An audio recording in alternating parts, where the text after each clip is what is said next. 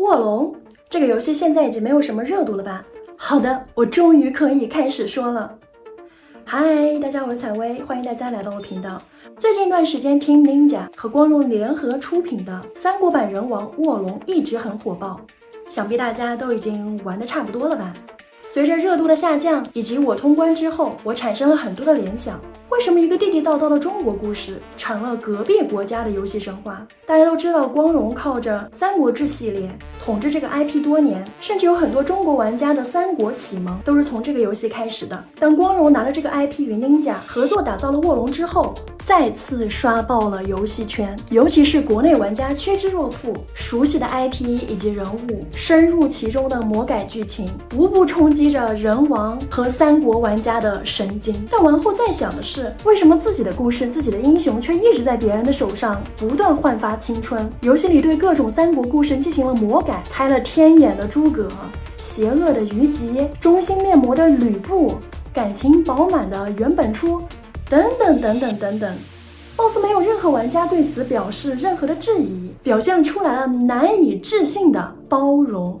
貌似改动一下不算什么。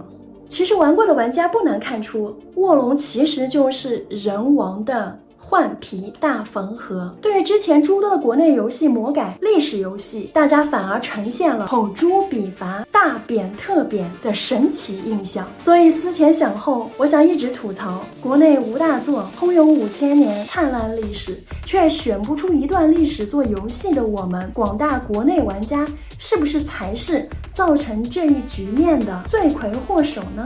骂了10几年，发现我们才是绊脚石。我们对国内厂商极其的苛刻，以及相关部门对于历史 IP 的过分敏感，摧毁了国产 IP 的孵化条件，也妖魔化了游戏本身。想想王者荣耀是怎么成功的，引用了大量的历史人物，增加玩家对人物的自然认知，从而加大粘性。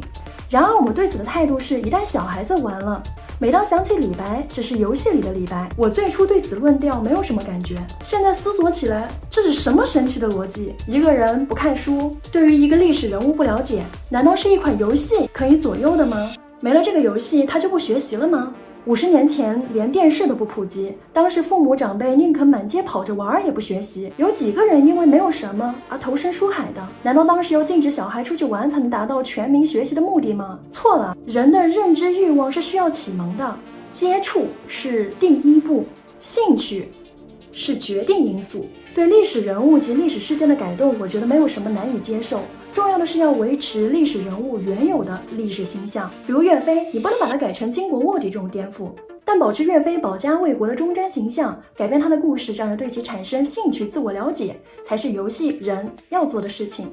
游戏是一种艺术，艺术是需要创作空间和环境的，艺术是需要被包容和理解的。最近有几个很火的片段呢，年轻老师拿育碧的《刺客信条》来为学生生动地展示法国大革命时期的建筑及人文景观，这才是真正的寓教于乐。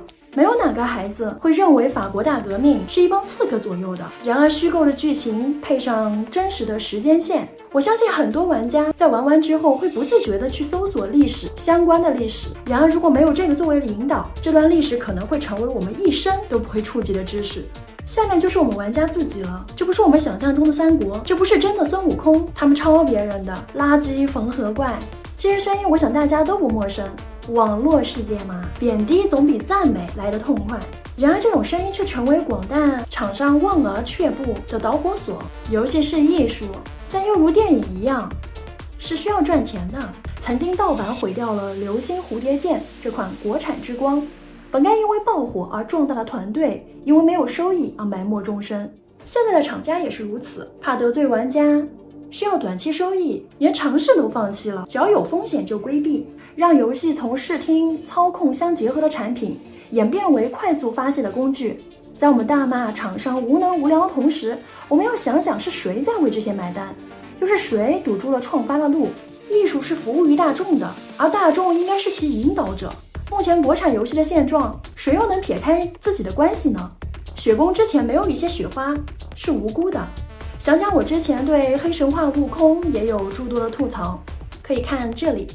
我希望我之后能对这些愿意为国产游戏开疆拓土、打开新篇章、做尝试的厂商更多的包容，也希望广大玩家也更能支持国产的优秀游戏，而不是那些不停圈钱的游戏。希望有一天我们不光在现实中有着灿烂的历史，也能在游戏中回顾着这波澜壮阔的华夏史诗。好的，总体来说不错吧？我是采薇，下个视频见。